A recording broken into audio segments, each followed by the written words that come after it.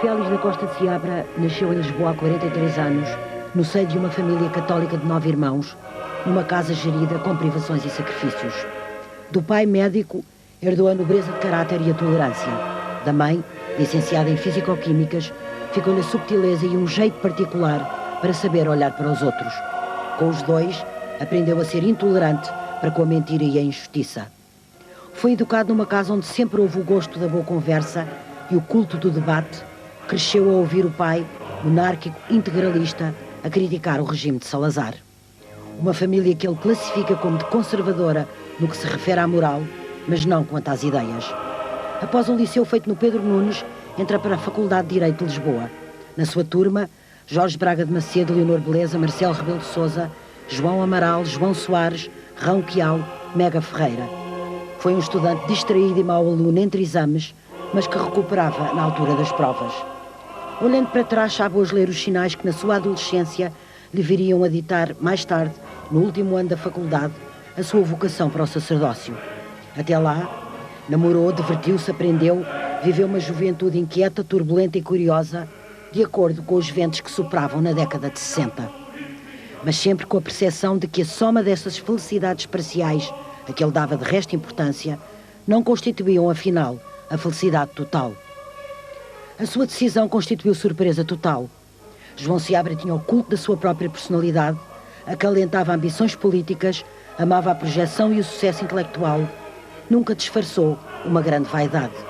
Por isso mesmo, colegas e amigos apostavam numa carreira política certamente marcada pelo brilho, a inteligência e a polémica.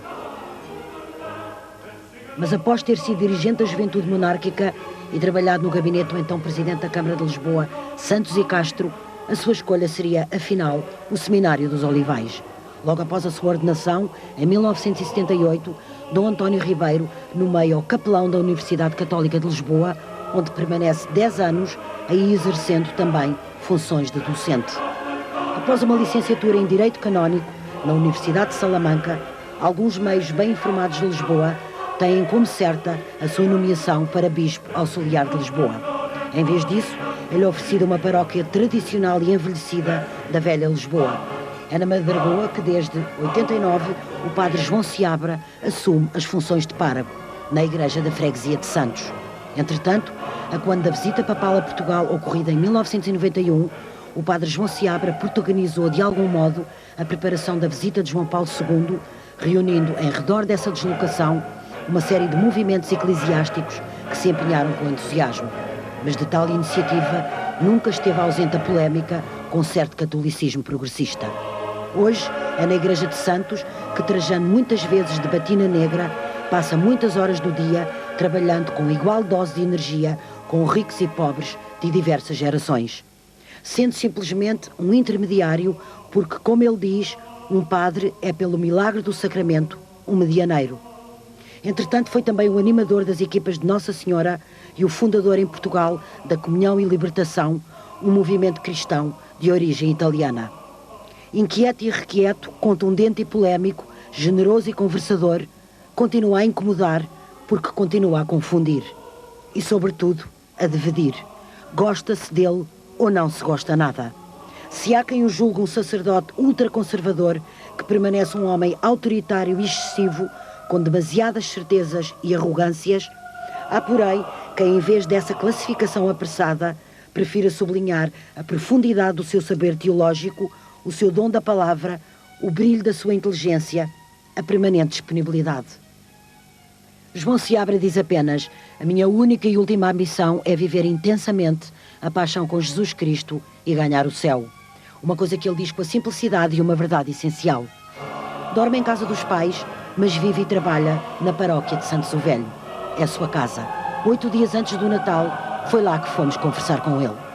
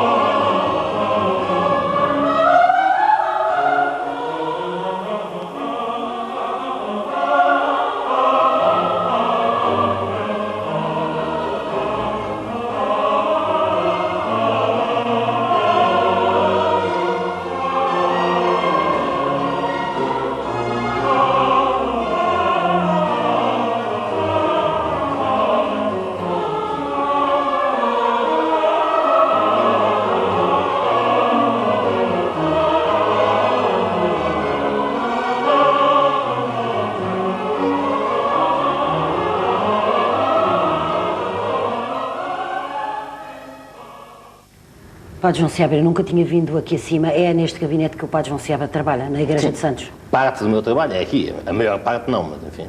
Mas uma parte é aqui? Trabalho de papéis, atendimento, algumas reuniões é aqui. Para começarmos pelo princípio, como é que foi o seu ambiente familiar, a sua educação, a sua adolescência? Ótimo. Uns pais ótimos, era amicíssimo deles, eles de mim, muitos irmãos com quem nos dávamos bem, muitos primos, uma família grande, uns avós maravilhosos. Gostei de andar num dos colégios onde andei, no outro gostei menos. Gostei imenso de andar no Pedro Nunes. A minha paróquia a gira, eu era acólito, depois fui escoteiro. Ótimo. Guarda uma recordação boa? Guardo uma recordação muito feliz da minha infância e da minha adolescência. Os seus amigos do Liceu Pedro Nunes e depois, mais tarde, da Faculdade de Direito, descrevem-no como um jovem com uma grande capacidade de liderança, determinado, que gostava de se evidenciar, que gostava da projeção política, do sucesso intelectual. O que é que acha que determinou ou proporcionou isso tudo, ainda ligado com a sua adolescência e a sua juventude? Não sei. Eu em novo era assim um pouco afirmativo, benéfico. Era e é, mas já lá vamos. Gostava de... Era um bocadinho provocador e aliás, isso também me criou algumas inimizades e algumas situações desagradáveis, como é normal na adolescência e na juventude, algumas das quais estou arrependido, enfim. Tratei mal pessoas que não devia ter tratado, meti-me com pessoas com quem não me devia ter metido, fui injusto com alguns professores, etc. Mas, enfim, tinha um feitio um bocadinho provocador. Não sei explicar psicologicamente porque é que isso era assim. Talvez por ser o irmão mais velho. Eu sou o mais velho de muitos irmãos e fui muito educado para ser líder. Enfim, e depois, naturalmente, são coisas que nascem com a natureza. A minha avó, castanha, dizia que eu olhava por cima para ela quando tinha 3 anos. Quer dizer, quando ela ralhava comigo, eu olhava para ela assim por cima do nariz e ela dizia que eu sempre ralhou comigo por ser afirmativo, presunçoso, enfim, talvez. De qualquer maneira, os seus amigos dizem todos que era um aluno que se evidenciava, um aluno e um cidadão, uma pessoa que gostava muito de se evidenciar, de marcar pelo excesso, pela polémica, por alguma provocação. Sim, sempre tive um feitio um bocado polémico em novo, sim. E gostava um bocadinho de si próprio, do sucesso intelectual que tinha. Talvez, sim, talvez, não digo que não. Qual era ao mesmo tempo... Tenho pena que os meus amigos guardem essa memória de mim como não guardarão só essa. Mas não sou capaz de dizer que isso não fosse verdade. Qual era ao mesmo tempo a sua relação com Deus? De que é que ela era feita? Ela pode ser isolada, por exemplo, do facto de ter nascido no seio de uma família muito católica? Bem, sabe, a relação com Deus é uma graça, é uma coisa que nos é dada por Deus, porque a relação com Deus é Ele que a estabelece. Portanto, eu não sabia explicar, sei contar momentos que percebo que foram importantes. Foi muito importante para mim, a história da minha família, a maneira como o meu pai e a minha mãe se relacionavam com Deus e me relacionavam com Deus desde a infância. Foi muito importante para mim a escola onde andei, a infantil e a primária. E depois também uma passagem pelos maristas, que foi importante como formação espiritual. Também na paróquia, os padres que conheci na minha freguesia, em Santa Isabel. Nunca houve um momento de dúvida? Não, isso nunca tive. Não quer dizer que me tenha portado sempre bem, mas nunca tive dúvidas. São coisas distintas, evidentemente. Nunca tive dúvidas de fé. Como é que se tem a certeza, como é que teve a certeza da sua vocação sacerdotal? Como é que se sabe que se é chamado por Deus? É um chamamento específico. Há várias maneiras de Deus chamar ou tocar os outros, não é? No seu caso específico, como é que... Eu só posso dizer, a meu respeito, que tenho essa certeza. Tenho a certeza que Deus me chamou, tenho a certeza que Deus me escolheu para si. E tenho essa certeza desde que tomei essa decisão, quer dizer, desde o meu coração. Essa decisão remonta a quando? Ao fim da faculdade? Sim. A minha decisão de entrar no seminário remonta ao fim da faculdade, portanto, 1972. Portanto, no fim há 20 anos. E desde há 20 anos nunca tive uma dúvida sobre isso, quer dizer, nunca tive uma dúvida sobre que a decisão, humanamente, é uma decisão que eu tomei, quer dizer, humanamente, não é? Como história contada, é uma decisão que eu tomei, entre alternativas, podia ter feito isto e dentro daquilo. Mas que essa decisão que eu tomei, quer dizer, essa história humana, que aos olhos dos homens não é mais do que isso, corresponde a uma resposta a uma clara decisão que não foi tomada por mim, quer dizer, um desígnio que se configurou na minha vida como um convite, como uma chamada. Bem, a primeira certeza que tive disso foi uma certeza interior, espiritual, quer dizer, uma certeza do coração. Mas é uma coisa que vai amadurecendo ou é como que uma inspiração, não sei como é que eu próprio meio de expressar. Eu gostava que se atardasse um bocadinho sobre isso. Estou a perceber. Nós não podemos... de alguma maneira, que cada pessoa tem uma história e conta a sua própria, não é? Contar a sua própria história, o momento onde, pela primeira vez, se lhe tornou claro que a única coisa que valia a pena na sua vida era dar a vida a Deus. Portanto, é no fundo disso que se trata, é perante as alternativas todas que a gente tem por diante. Eu estava a acabar o curso, era formado em Direito, portanto, eu tinha várias hipóteses diante de mim para fazer a minha vida, e de repente tornasse-me claro, como convicção interior e como certeza quase feita da experiência de cada dia, que a única coisa que tinha significado para mim, a única coisa que valia a pena eu fazer da minha vida, era dá-la toda a Deus. Isso, e aceitou imediatamente essa certeza? Ou não é fácil? Não, exatamente. Houve um conflito consigo próprio, sim, houve um processo de sofrimento, por exemplo? Houve um período difícil, houve um período de sofrimento. Mesmo lembro quando finalmente, em 1973, em janeiro de 1973, fui ao seminário, foi assim um dia, resolvi, pronto, não posso continuar nesta discussão comigo próprio, peguei no telefone, liguei para o seminário, não conhecia lá ninguém, e perguntei pelo nome de padres que eu achava que podiam lá estar, foi-me dizendo que já não estava, e perguntei, mas quem é o reitor daí do seminário? Disseram quem era o padre Policarpo. Eu conhecia-o vagamente, porque, por uma razão que não veio ao caso, disse, está bem, então ligo para ele. Se pode ligar, eu posso ir falar consigo, sou o João Seabra, não sei se sabe quem eu sou. Sim, anda cá a falar comigo. Fui lá e o que eu lhe disse foi isto, olha, eu não quero ser padre. A última coisa que eu queria era ser padre. Mas, nestes últimos tempos, tem-se tornado em mim clara a certeza de que Deus quer que eu seja. E por isso estou aqui para ser. Vocês digam o que é que eu tenho que fazer. Portanto, houve um conflito e Deus ganhou. Sim. Podemos dizer assim. Até numa altura da minha juventude em que cometi versos, rasguei-os todos e já não me lembro deles, não é? Mas eram pavorosos. Eram pavorosos. Pavorosos, gongóricos, palavrosos, enfim, horrendos. Irrecitáveis. Mas houve um que fiz exatamente sobre isso, sobre um dos poemas que mais gostei, sem razão, literalmente não valia nada, mas um dos poemas que mais gostei é exatamente sobre a história desse combate. Escolheu ser padre e aceitar esse chamamento de Deus no rescaldo de uma década onde os ventos e tudo e todos apontavam ou se orientavam, talvez num sentido totalmente oposto àquele pelo qual o padre João Seabra veio a optar. Eu fui para o seminário em 1973, portanto, acabava uma época. E mesmo na igreja, portanto, é o fim de uma década muito conturbada, que é a primeira década do pós-concílio, e não é ao fim, porque estávamos no meio de uma confusão imensíssima. Quando eu entrei no seminário, em 1973, os seminaristas eram 11 comigo.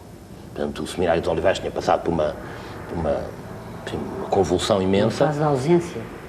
O senhor Patriarca era bispo de Lisboa há 2 anos, portanto, tinha herdado do cardeal Sageira, que tinha sido um grande bispo durante 40 anos, tinha sido um homem extraordinário, uma figura imensa de homem de igreja e de homem de Deus, mas nos últimos anos governava a diocese, já tinha mais de 80 anos, as coisas voavam-se entre os dedos, e o Sr. Patriarca tinha herdado uma situação muito convulsa, muito complicada e muito dolorosa para ele. E para o cardeal Sageira, que ainda estava vivo e que via do seu retiro da buraca, via as coisas dessa maneira. E devo dizer que uma das componentes da minha decisão foi exatamente esse sentido trágico da igreja. Foi olhar à roda para uma coisa que eu amava e que tinha conhecido na minha infância, na minha adolescência, como de outra maneira. Segura, sólida, não havia dúvida, os padres eram todos ótimos, as coisas funcionavam todas. Enfim, a minha infância e a minha adolescência foi feita antes o meu pai era cursista, reitor de cursos de cristandade, aquelas assembleias extraordinárias. Portanto, uma igreja que eu amava, que tinha passado a minha adolescência e a minha juventude a amar, e que eu via, naquele princípio da década de 70, um bocado a esboar-se à minha roda, e eu pensei que valia a pena dar a vida pela igreja, por Cristo. É uma das componentes, eu não sei contar a história da minha vocação, claro. Porque a história da minha vocação é uma decisão que Deus tomou a meu respeito. Eu lembro-me, de vez em quando, de umas coisas, de vez em quando de outras, está a perceber? Mesmo claro. ao fio das conversas. Se você me tivesse perguntado outra coisa, eu tinha-lhe contado outro aspecto qualquer. Exato. É a minha vida toda, quer dizer, eu não fui papado com um bocado de mim, fui papado eu todo. Portanto, tudo o que é a minha vida é relevante para essa decisão, não é? Agora, falando um pouco desse seu todo, dizem um homem cheio de contradições, como é que compatibiliza a sua sedução pelas coisas deste mundo, a sua necessidade exuberante de evidenciar com a sua vaidade, se me permite, com o apagamento, a humildade, a obediência que lhe são exigidas ou que deve ter em conta? Você disse aí a palavra mágica, que é a palavra que permite a um homem como eu, mas a qualquer homem, dar a vida por Cristo. É a palavra obediência. Porque, bem vê, eu serei talvez mais recordadamente contraditório do que outros, mas... Está consciente disso, assume isso. Não sei se estou totalmente consciente dos meus defeitos, provavelmente, além dos muitos que estou consciente, ainda sou capaz de ter outros mais de que não estou consciente. Admito isso, pelo menos os meus inimigos de vez em quando apontam uns que eu acho que não tenho e não percebo se sou eu que ainda estou na ilusão de um pecado particularmente pesado ou são eles que são mais agudos do que a realidade. Agora, o primeiro ponto lúcido e verdadeiro para aceitar na vida uma grandeza é a consciência de sermos pecadores. Diante de um mistério como este, quer dizer, diante de uma graça imensa como aquela que me aconteceu, a consciência da minha desproporção, quer dizer, a consciência de que eu sou totalmente inadequado a esta história, totalmente desproporcionado àquilo que tenho que fazer, que é completamente fora de todo o humano propósito, que através da minha pobre, fraca, débil e contraditória humanidade possa passar a grandeza que é o sacerdócio de Jesus Cristo, quer dizer, se eu não tivesse essa consciência, seria um tonto, não é? Pois, além disso, tenho consciência amargurada de alguns defeitos graves que há muitos anos tento emendar e não consigo. Eu ia lhe perguntar isso afeta o ter a consciência, por exemplo, que é um homem um padre que perturba, que divide, que incomoda, exatamente por essas características? Que pode inclusivamente, se me permite a franqueza, que pode inclusivamente afastar pessoas que dizem é um arrogante, é um snob. Estou a reportar coisas que eu próprio ouvi. É um snob, é um arrogante, é um vaidoso, só gosta de uma determinada classe social. Isso afeta-o? Bem vê, deixa-me responder isso com certeza? Quer dizer, num primeiro momento afeta-me, quer dizer, afeta-me como afetam sempre que nos digam coisas desagradáveis, a gente gosta sempre mais que nos digam coisas simpáticas. Mas é um primeiro momento, eu estou a perguntar se o afeta intimamente. Sim, interiormente, procuro sempre, nas críticas que me fazem, procuro, tanto quanto sou capaz, reconhecer a verdade e a justiça. E nisso tenho uma preocupação grande de aceitar as críticas, mesmo que às vezes sejam exageradas. Reconheço que há muita gente que me critica por princípio, sem me conhecer, quer dizer, é um género repetir de mim. Por exemplo, uma vez uma prima minha, uma rapariga casada com um primo meu, mas muito minha amiga, contou-me que num jantar onde tinha estado no Algarve, uma pessoa jurava a pé juntos que me conhecia, que era a minha íntima amiga, que me conhecia de sempre, e depois, baseando-se nessa autoridade, contava acerca de mim as calúnias mais espantosas, que nem sequer posso repetir na televisão, tanto que eram calúnias espantosas, repetindo-as com a autoridade de quem afirmava que me conhecia. Padre João, mas eu não estou a falar de calúnias. Eu estou a falar daquilo que, olhando para si, pode ser verosímil ou um pouco evidente. Mas percebe este ponto. Este ponto é importante. Por exemplo, dizer o Padre João Seabra só se dá com pessoas de certa classe social. Bem, isso é uma calúnia, é uma mentira.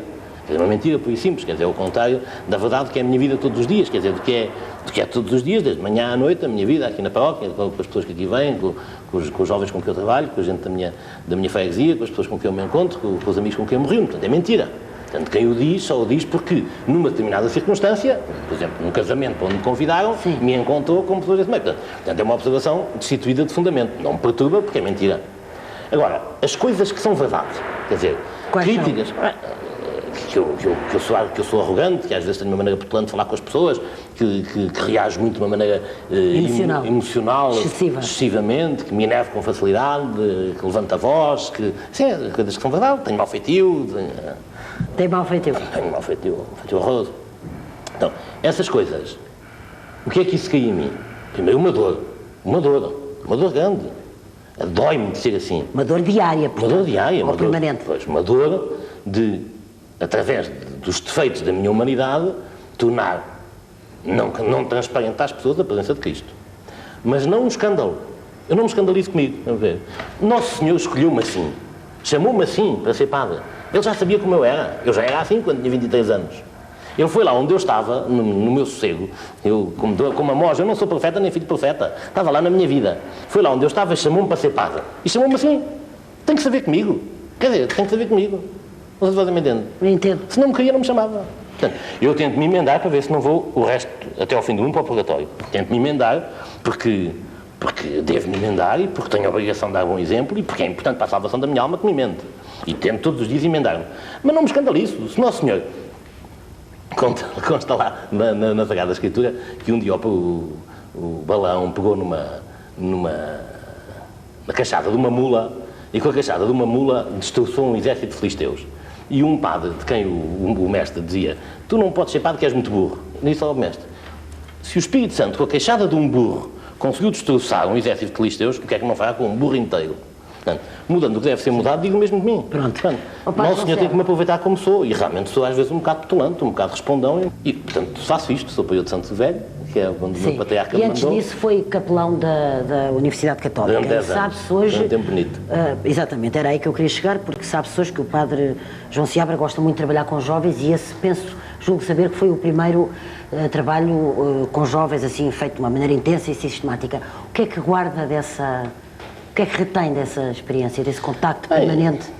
Guardo, em primeiro lugar, guardo grandes amizades, muitas pessoas que foram meus colaboradores, meus amigos. E a quem acha que marcou, de alguma maneira? Bem, isso, percebe, houve seguramente pessoas a quem o meu sacerdócio serviu, para jovens que cresceram. Gosta mais da palavra serviu do que marcou? Sim, marcar é uma ideia, não pretendo marcar ninguém, não é? Estou ao serviço das pessoas e do crescimento das pessoas. E seguramente houve pessoas a quem a minha presença na Universidade Católica serviu para encontrar Cristo, para aprofundar uma experiência de vida cristã, para crescer no discernimento da vocação, para decidir dar a vida a Deus, para encontrar um caminho de consagração ou de serviço na Igreja, e outros simplesmente para crescer na sua humanidade, para se libertarem de problemas humanos, para perceber melhor o que estavam a fazer, ou simplesmente para serem ajudados na sua vida de estudo, nos seus namoros, na sua vida pessoal. Portanto, isso penso que ajudei a alguns, e a muitos outros não. De tudo o que fez foi talvez aquilo que guarda uma recordação, não posso ser mais feliz no seu caso, mas mais intensa, melhor? Não posso dizer isso. Eu guardo uma recordação profundamente feliz de tudo aquilo que fiz desde que sou padre. Trabalhei, ainda como seminarista, trabalhei em Moscavide com os adolescentes, foi um tempo belíssimo. Depois colaborei com o padre Armando Duarte, muito tempo na Pastoral das Vocações, guardo desse tempo a recordação de uma amizade imensa, que continua hoje, ainda hoje estivemos a almoçar, almoçamos todas as semanas, desde há 20 anos. Depois trabalhei na Universidade Católica, mas ao mesmo tempo nas equipas de jovens de Nossa Senhora. Foram 10 anos extraordinários de onde nasceram umas amizades que ainda hoje duram e que muitas são das pessoas com quem me encontro todos os dias, com quem continuo a colaboram aqui comigo nas coisas da paróquia. São um tempo muito bonito. E depois hoje, o tempo que aqui vivo, ser padre de Santo Velho e a experiência que vivo no movimento de comunhão e libertação a que pertenço, quer dizer, hoje é o dia mais feliz da minha vida, não guardo recordações saudosas de coisa nenhuma, quer dizer, a única coisa que eu tenho saudade é da manhã. Exatamente. Falou dos jovens e do seu trabalho com eles, que se pode ter processado de várias maneiras. Como é que se fala de Deus a um jovem? Bem, há muitas maneiras de o fazer. Normalmente, a primeira coisa que é importante fazer é olhar para a pessoa que está diante de nós e reconhecê-la, que um homem que está diante de mim é feito como uma pergunta pela felicidade, como um desejo de que a vida tenha sentido. Um apelo a que o instante seja verdade, a que a felicidade seja possível, a que haja resposta para a contradição, para a divisão, para o drama interior. A certeza de que Deus é a resposta a essa pergunta, essa certeza que me habita, é o ponto de partida para um diálogo. De qualquer forma, é preciso primeiro encontrar a pergunta, porque não há nada mais inútil do que responder a uma pergunta que não se fez, não é? Portanto, é preciso, a primeira coisa é ver qual é a pergunta que aquele coração formula. Humanamente, qual é a pergunta? Todas as perguntas se reconduzem à única pergunta, não é? Quem és tu? Mas quem és tu que me fazes? Mas é preciso ver qual é o ponto onde a inteligência e a capacidade de ver a própria experiência e até o nível de sofrimento e de experiência da pessoa que está diante de nós formula a pergunta. É mais difícil para si, para acabarmos agora esta primeira parte, falar de Deus, de Cristo, a um não crente? É muito difícil falar de Deus a um não crente, para si? Nunca foi. Nunca foi? Nunca foi. Posso perguntar-lhe se é indistinto entre crentes e não crentes? É diferente, quer dizer, muitas vezes, às vezes até é mais difícil falar a um crente, porque um homem dificilmente aprende o que julga que já sabe. E muitas vezes encontramos diante de nós um crente, quer dizer, que se formou de Deus, de Jesus Cristo, da Igreja, uma ideia esquemática que corresponde a uma ideia falsa. E é muito mais difícil, muitas vezes, uma ideia preconcebida, é muito mais difícil romper esse amor à ideia que se tem da coisa, que é maior do que o amor à coisa, do que a curiosidade, o espanto, a capacidade, apesar de tudo, de se deixar motivar pela verdade, que tem uma pessoa que tem a consciência de não saber o que é o sentido da sua vida. Claro, quando a gente encontra diante de nós pessoas jovens que acreditam em Deus, que amam a Cristo, que pertencem à Igreja e que têm o coração aberto e ávido da verdade, comunicar-lhes a própria experiência de vivência da verdade é uma coisa particularmente gratificante. Enquanto que debater, dialogar com um não crente sobre as coisas fundamentais é sempre uma experiência árdua. Mas ambas as coisas são bonitas. Ambas as coisas são bonitas. Vai mostrar agora aqui estes livros. Estes são missais velhos. São missais velhos, não tem nenhum. Se quer ver um livro, mostra o Novo Catecismo. Padre João Seabra, é um privilégio trabalhar à beira do Tejo, ou não? É uma graça de Deus extraordinária. Inspirou? Todos os dias vejo o Tejo. Aliás, vivi sempre em casas onde se via o Tejo, ainda hoje na casa onde vivo, vejo o Tejo aqui dessa janela. Que sorte, não posso eu dizer o mesmo da minha. O Padre João Seabra, na primeira parte, tinha-me falado, embora só de passagem, nas equipes Nossa Senhora e no movimento Comunhão e Libertação, que creio que fundou em Portugal e que é um movimento de inspiração cristã que vem de Itália e onde também creio que está ligado à democracia cristã e logo também um pouco à política, portanto. O que é o movimento Comunhão e Libertação? Bem, primeiro, eu não fundei o movimento Comunhão e Libertação.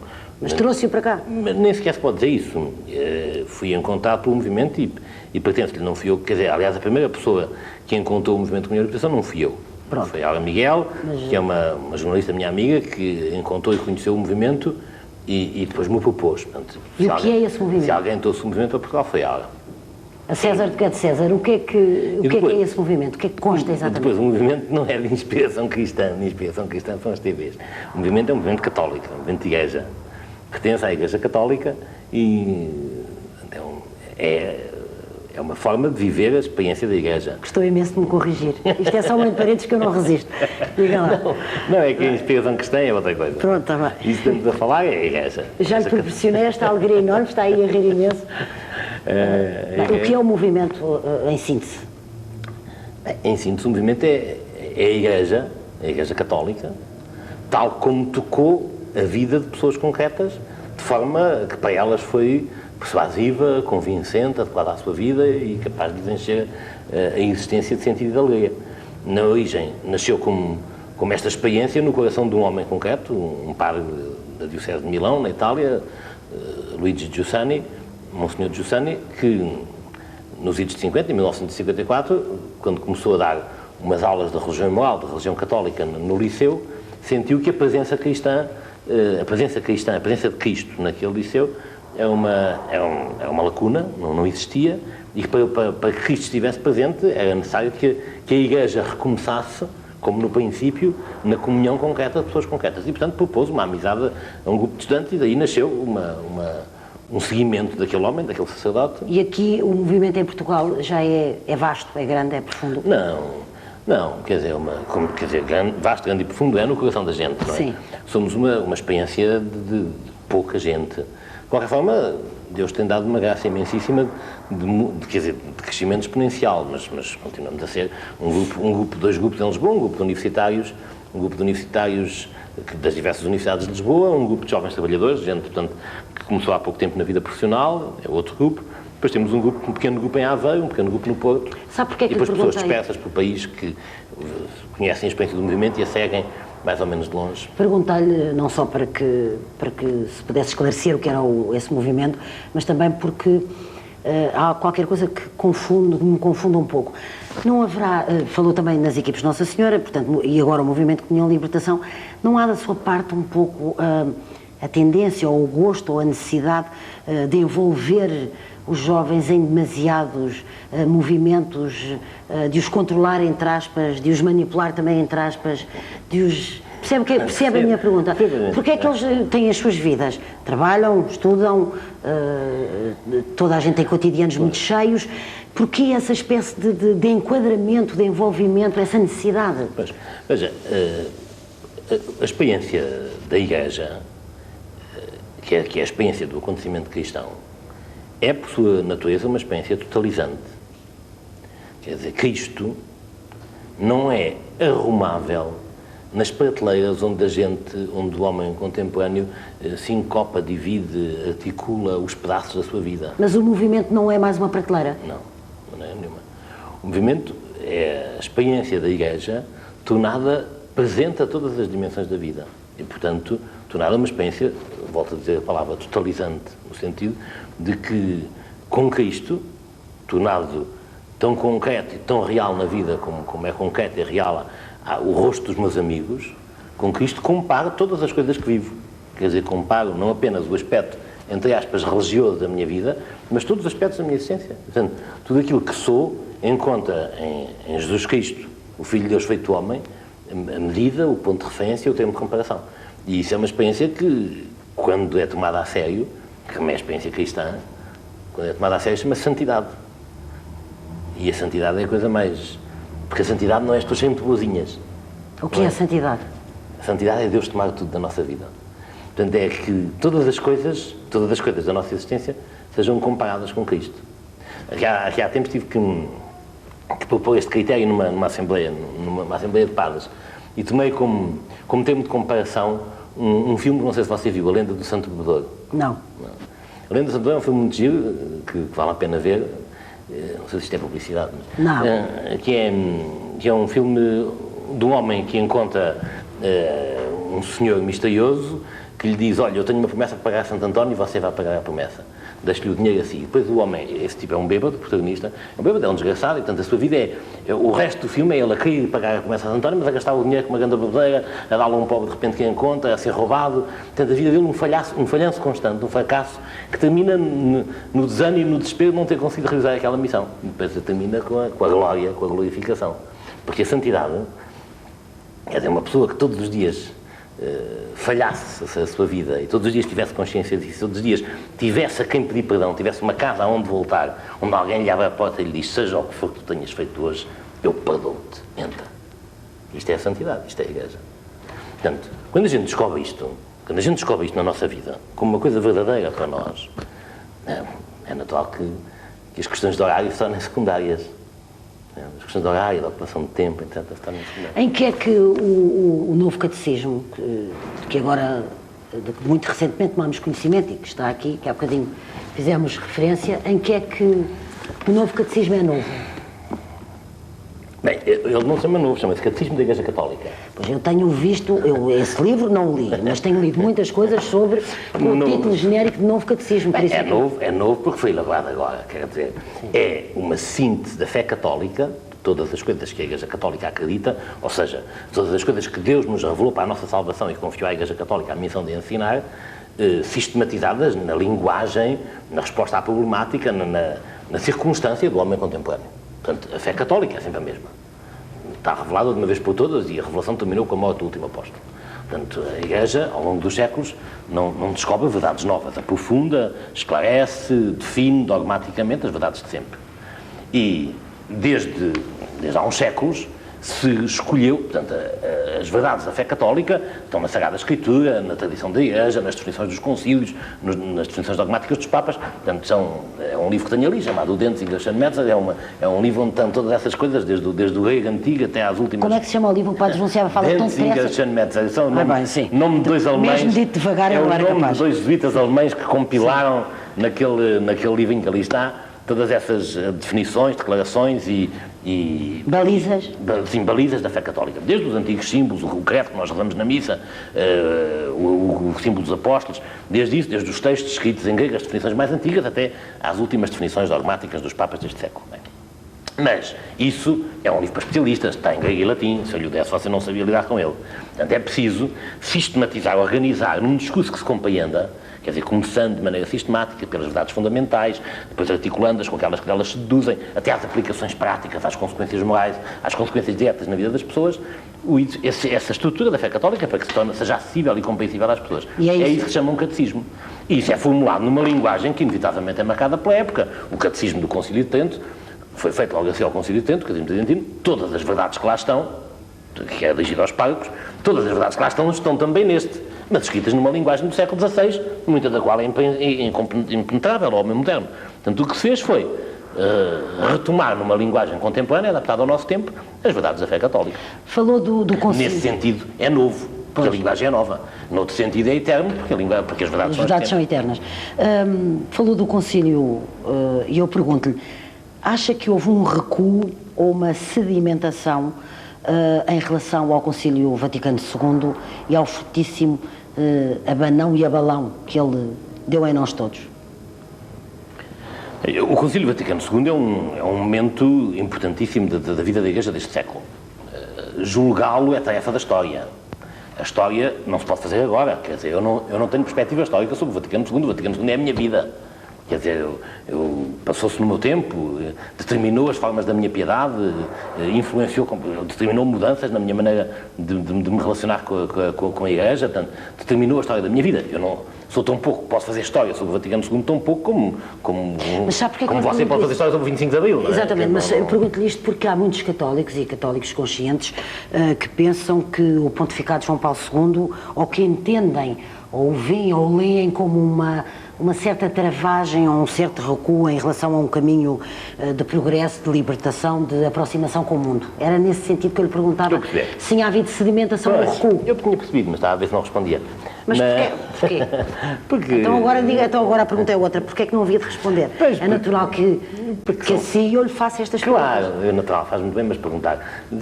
Tenta sempre uma questão de fugir à polémica, mas não me importa responder. Digo-lhe, o que eu penso é isto. Como eu sinto as coisas é assim. O Concílio Vaticano II é o apontar de um caminho à Igreja.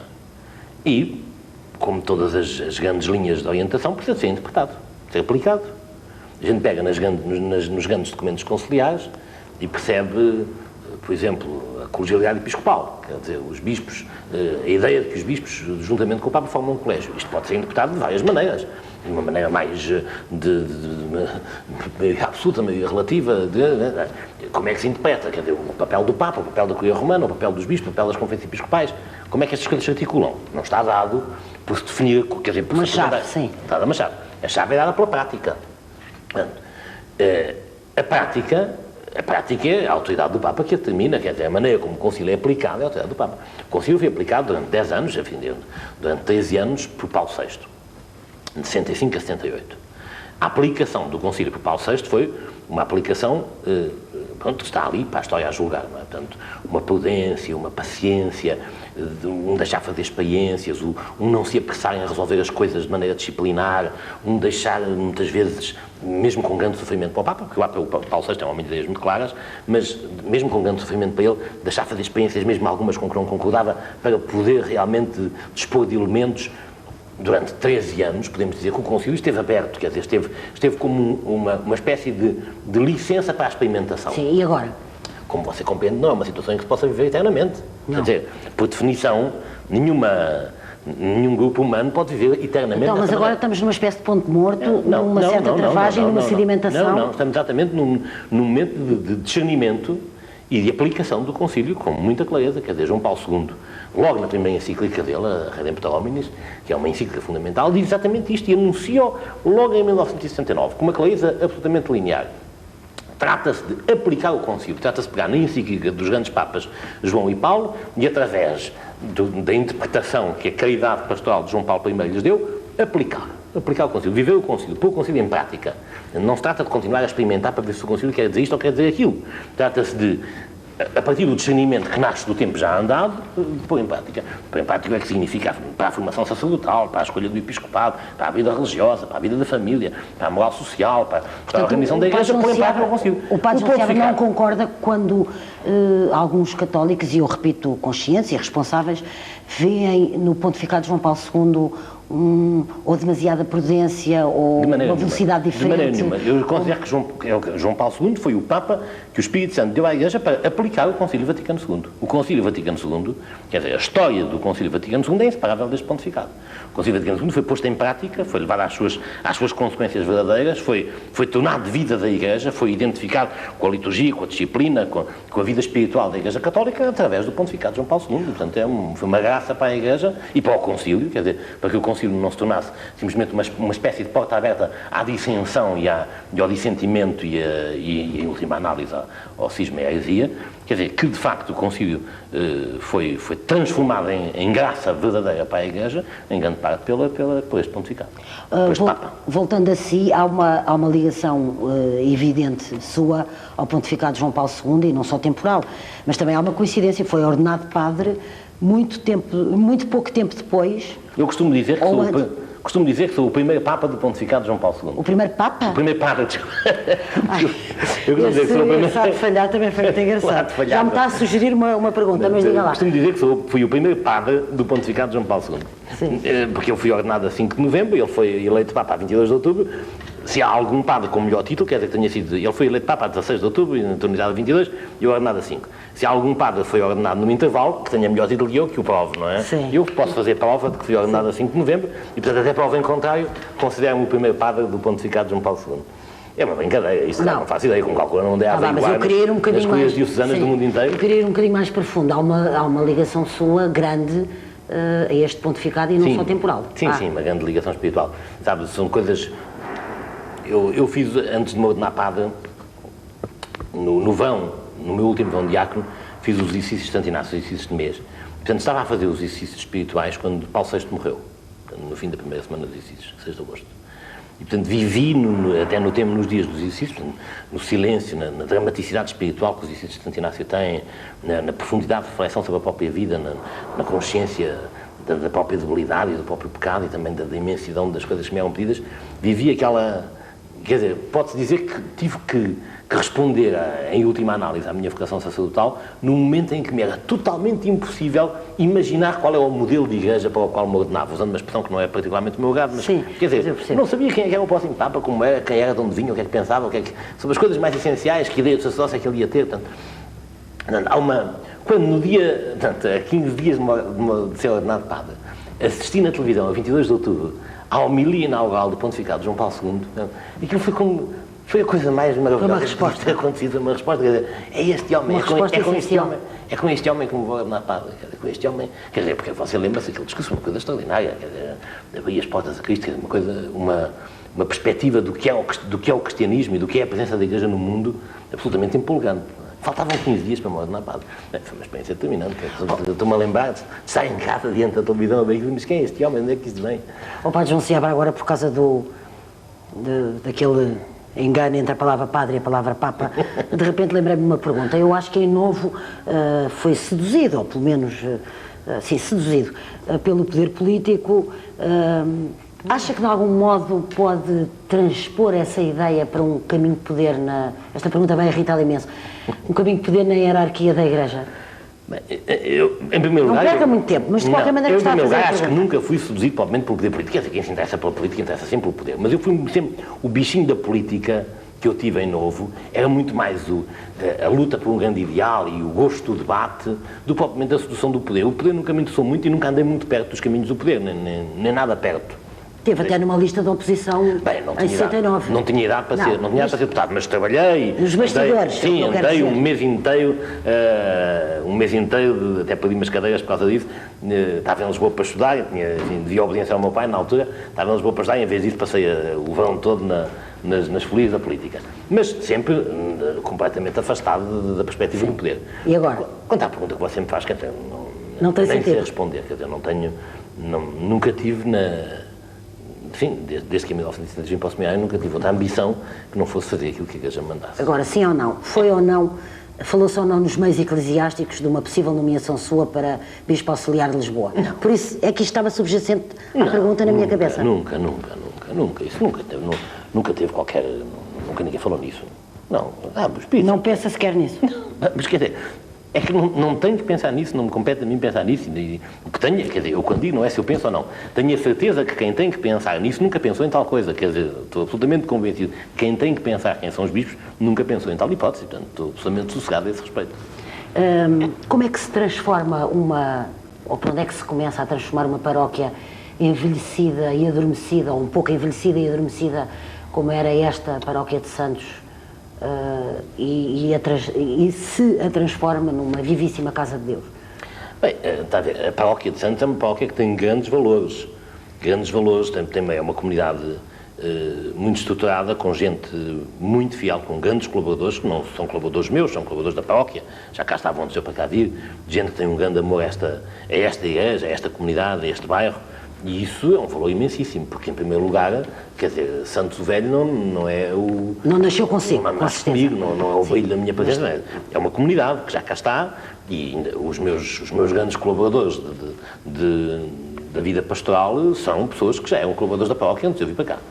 Depois, atrás de mim vem também uma rapaziada nova que me conhece, casais jovens que eu acompanhei na juventude, ou quem casei, ou quem batizei os filhos, que se habituam a vir aqui à missa ao domingo, enfim, esse alargamento. Depois há também coisas que nascem... Gosta de se sentir rodeado, acarinhado, mimado? Sente que os seus paroquianos, de alguma maneira, o mimam?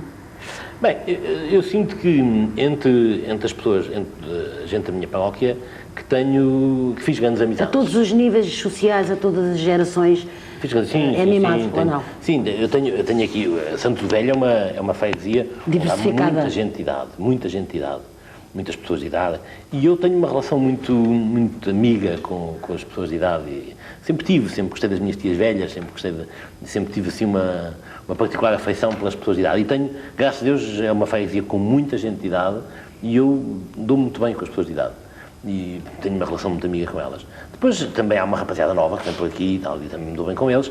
Depois há coisas que são suscitadas por uma curiosidade, ou por uma afeição, ou por uma atenção concreta às pessoas. Lá, neste instante, por exemplo, tenho aqui uma pastoral muito interessante de jovens africanos, de gente de Angola, e que se junta aqui todos os domingos, todos os sábados, para ensaios, para cantos, e que é uma coisa que nasceu de uma atenção concreta a pessoas concretas, quer dizer, não nasceu de uma planificação pastoral, uma caridade concreta com uma pessoa, uma atenção, um tempo disponível para ouvir uma história, e depois pouco a pouco vão-se juntando, vão-se agregando, vão-se reunindo aqui. Hoje é um grupo grande, já se batizaram vários, e outros, enfim, de vez em quando são... Hoje, por exemplo, é esta hora que estamos a gravar, não é a hora que o programa vai para o ar, mas a hora que estamos a gravar, estão eles a cantar, o coro que canta aqui habitualmente, a cantar no presépio do Rocio.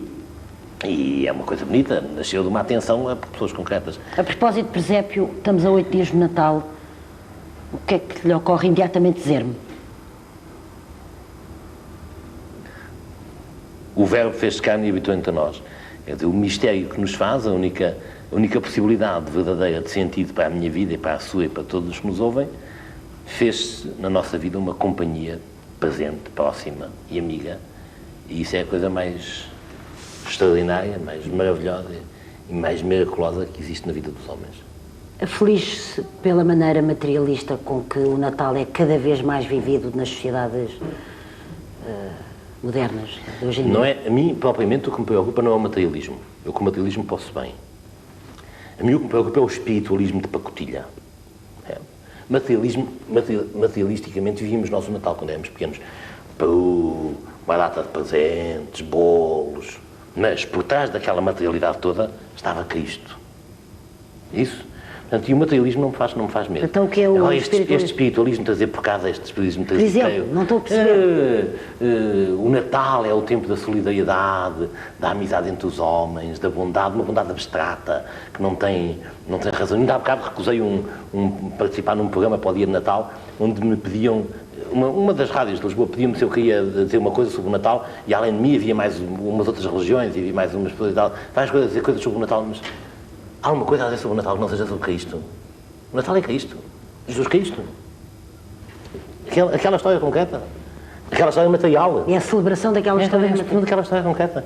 Deus fez-se homem naquele menino concreto. Não entro. Sobretudo o que eu não entro é no Natal da espiritualidade irénica e concordista. Agora, a esta hora... O Natal é Cristo. Agora, a esta hora, está muita gente a achá-lo arrogante, quando não prepotente. É capaz de ter razão. Mas, bem vê. Não é melhor, apesar de tudo, ir a esse programa de rádio e falar daquilo que entende que para si é o Natal? Não é o meu estilo. Não gosto de me atuar na confusão, sabe? Acho que é um mau contributo para a gente atuar-se na confusão. Talvez fosse melhor, quer dizer, não digo... Os padres não têm que estar também no meio da confusão? Espero que sim, espero que vá outro. De certa há outro padre que muito aprecio, quem são os que têm a arte e a graça de conseguir... Não serem tão impacientes. De conseguir contribuir para que alguma coisa surja. Mas a minha graça é outra. Separar as águas. afirmar com clareza as coisas. Foi a graça que me foi dada e Com essa mesma clareza, qual é o diagnóstico que faz da sociedade portuguesa hoje? Olha... Para terminar. É uma boa pergunta para terminar. É uma boa pergunta. Mas eu não tenho diagnóstico da sociedade portuguesa hoje, não tenho, de facto. Mas não tenho um diagnóstico. Qual é a sua A minha... impressão? Se tirasse um retrato, ele era o quê? Qual é a imagem? A minha impressão é de uma grande desorientação, quer dizer, de um cancelamento quase universal da experiência cristã, de uma redução da experiência cristã que é impressionante. Quer dizer, os cristãos vivem hoje uma verdadeira situação de diáspora, quer dizer, uma situação de estarem completamente sozinhos.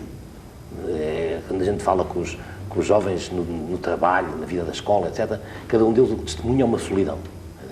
E isto não é o resultado, não é antes de mais nada o resultado nem de nenhuma fatalidade, nem de nenhuma inépcia da Igreja, é o resultado de uma deliberada ação para cancelar da vida dos povos, para cancelar da vida do nosso povo, o que resta da memória dos séculos cristãos. E deliberada ação da parte de quem?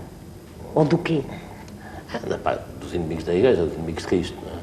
Que tem um poder crescente na sociedade. É uma sociedade, a nossa é uma sociedade dominada por forças ocultas, por poderes misteriosos, não identificados, que a gente identifica de vez em quando com clareza e com precisão numa ação contra o cristianismo. E, portanto, vejo que a nossa gente, anda completamente desorientada, variando, sem ter quem nos perdoe. E isso é uma coisa perante a qual não são projetos de poder eclesiástico que alteram isso.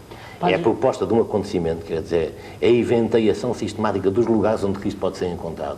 É a proposta de Cristo como uma amizade concreta para a vida do homem. A única pergunta inteligente que hoje um cristão se pode fazer é como é que aquele meu irmão se pode tornar cristão?